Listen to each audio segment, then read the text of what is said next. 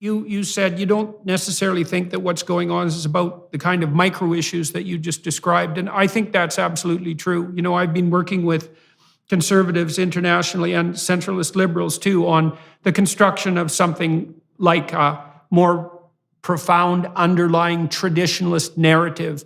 And I think what's happened too is the conservatives, the traditionalists and the liberals increasingly have been set back on their heels by the increasingly strident moralistic claims of the radical leftists and haven't really been able to respond to that properly and have been, in some sense, what would you say, the victims of their own guilt. Because the thing about conservative types is that they tend to be conscientious. And so if you go after them for not doing their duty, they tend to take that quite seriously. And so when the left levies on accusations of less than dutiful behavior against conservatives, the first thing the conservatives do is get guilty. It's like, well, we probably could pollute a little less more. We could be a little less sexist. We could be a little less racist. We're sorry. It's like, it's time to stop being sorry. It really is on the conservative front to say, look, your bloody policies are not only raising energy prices to levels that are absolutely unconscionable, but certainly dooming a large percentage of the population in the world and in the Western world as well to undue poverty and privation. And you're not doing a damn thing on the planetary front. In fact, you're making the situation worse. And so we've had enough of your cheap moralizing. We're going to go ahead with what the adults do, which is to deal with the world as it is. I got some stats from Bjorn Lomborg recently. I just wrote an article for The Telegraph that's quite popular about delusional, genocidal globalists and their willingness to sacrifice the poor. And Lomborg pointed out that the International Energy Agency and the Biden government have both projected that we won't be at 100% renewable energy till at least 2240. Right, not 2035 or 2050. That'll still be at best at something like 20%, assuming everything that's planned works out, which it won't. And so the idea that we're going to somehow transition to these magical technologies that are just going to suddenly appear is absolutely preposterous, even when you don't take into account the facts that you laid out, which is we make all sorts of other things from oil. And so what are we going to do? Stop making them? It's like, well, maybe, because you don't need those if you're going to decrease your carbon load.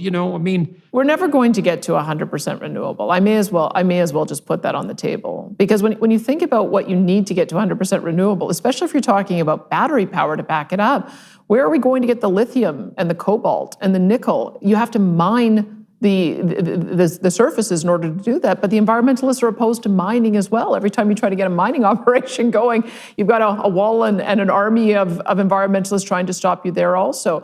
You have to move a lot of earth in order to be able to develop all of those resources to be able to feed the battery power, and you have to use a lot of landscape in order to put on the solar panels and the wind turbines. I think Lomborg has estimated that there is something under 10 minutes of battery power, sufficient battery power in Europe to power the European power grid at the moment. Something like, I think it's actually 3 minutes. It's somewhere between 3 and 10 minutes.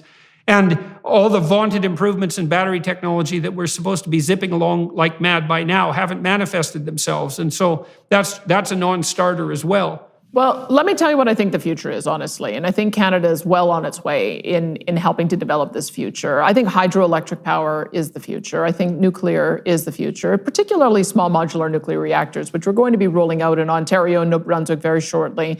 And then on top of that, developing natural gas and using carbon technology to capture the emissions so that you're not putting anything into the atmosphere. Those to me are and perhaps even geothermal. We have to be looking at ways that you can get secure, reliable base load that doesn't have a huge external impact on the environment across the whole range of environmental impacts. And I think we have to get away from this idea that solar and wind are the only answer. It's sort of interesting you said that there's this envy or this hostility to capitalism. I see it a little differently. I feel like those on the other side of the spectrum have their own favorite capitalists that they like to support, and because there's like pharmaceutical lot of subsidies. Well, there's a heck of a lot of subsidies that go to wind and solar panels, solar power as well. And so I think really that's what we're seeing, is that there's a multi-trillion-dollar market at play here, and that we've got two different interests that are lining up And one of those interests on the other side is also seeking to have a huge amount of government support for it. And I tend to believe in free enterprise. If something is going to be supported, it should be able to be supported on the basis of the market, that it's the best use of the resources, the lowest cost, delivering the best product for the lowest price. That is how we're supposed to be operating. If we're going to be operating from a position of crony capitalism, where you just have to get your guy elected and then you can secure a bunch of grants so that you can push your agenda forward, that's I think what has been driving things for the last 10 or 20 years. Yeah, well, I also think that's another undiscovered area for genuine traditionalists, conservatives and liberals alike, to start making headway on the moral front, is that a little less crony capitalism would be a good thing, because crony capitalism is really fascism, to give it its proper terminology. And this collusion between huge industry and huge government, that's got to stop. It's not the free enterprise market that